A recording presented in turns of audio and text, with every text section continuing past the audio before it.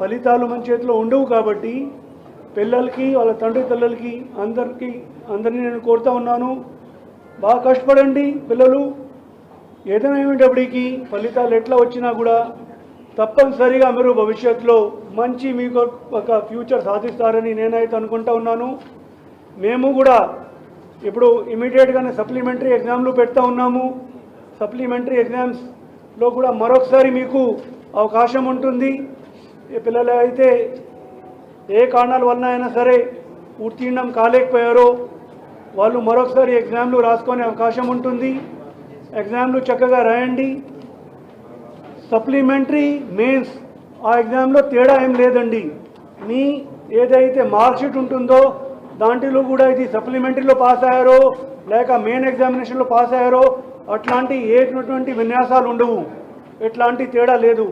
కాబట్టి దయచేసి ఇంకా కష్టపడి చక్కగా రేపు జరగబోయే సప్లిమెంటరీ ఎగ్జామినేషన్ ఏదైతే ఉంటుందో అది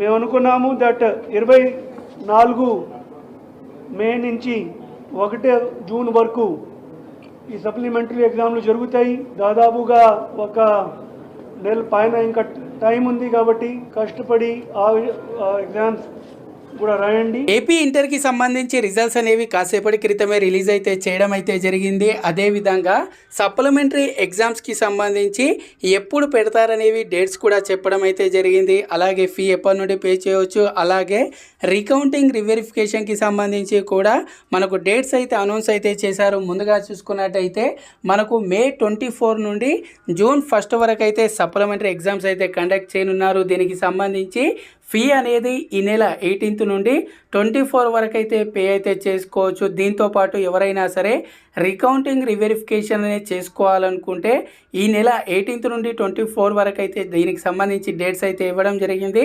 అలాగే ప్రాక్టికల్ ఎగ్జామ్స్ కనుక చూసుకున్నట్టయితే మే 1 నుండి 4 వరకు అయితే డేట్స్ అయితే